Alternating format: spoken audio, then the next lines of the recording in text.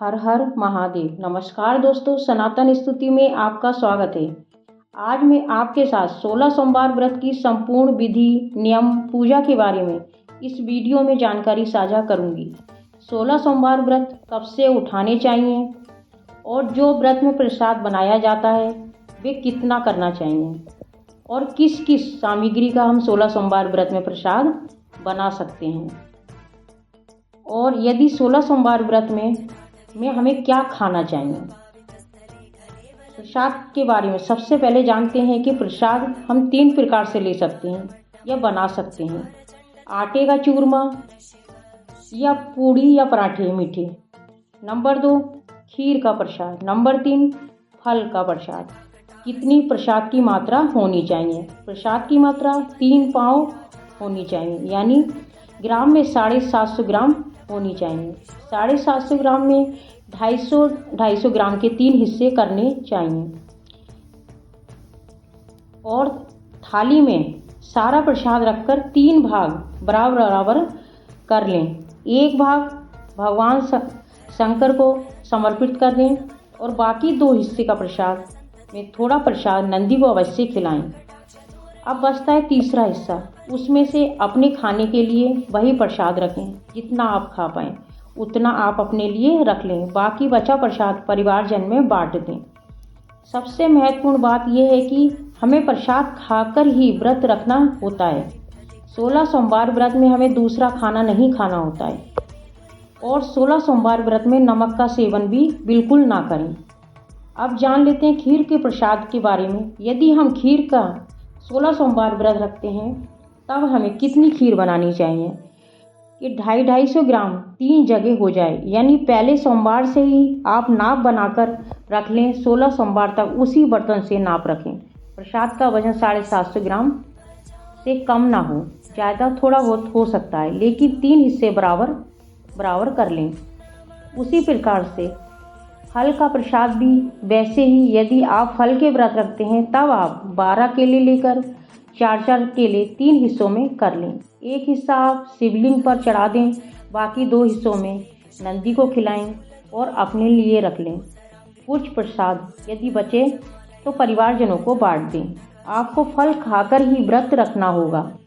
बस आप इतना कर सकते हैं कि यदि चाय के साथ मखाने आदि खा सकते हैं।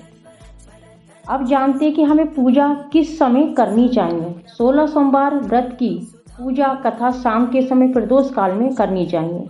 यदि आप 2 बार मंदिर जा सकते हैं तो आप सवेरे के समय भी जल पंचामृत चढ़ाकर पूजा आदि करके आ सकते हैं और शाम के समय प्रसाद लेकर जाएं।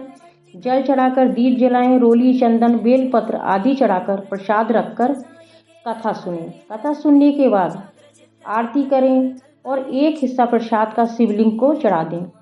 बाकी 2 हिस्से घर पर लेकर आएं, अपने लिए रखें, बाकी प्रसाद बांट दें। 16 सोमवार व्रत में इस बात का विशेष ध्यान रखें कि पहले सोमवार में जिस चीज़ का प्रसाद लिया है वही प्रसाद पूरे 16 सोमवार व्रत में बनाना चाहिए और 17वें सोमवार को उद्यापन करना चाहिए। 17वें सोमवार को उद्यापन करने के लिए प्रसाद की मात्रा वैसे तो इच्छा अनुसार ले सकते हैं।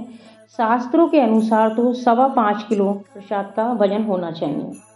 16 सोमवार व्रत में यदि हम पार्थिविक शिवलिंग बनाकर उद्यापन करते हैं, यानी और 17वें सोमवार को 16 मिट्टी के शिवलिंग बनाते हैं और विधि विधान से उद्यापन करते हैं तो बहुत ही फलदायी होता है। यदि आपकी मनोकामना जरूर पूर्ण होती है। भोले बाबा आपकी इच्छा जरूर सुनते हैं और आशीर्वाद जरूर देते हैं।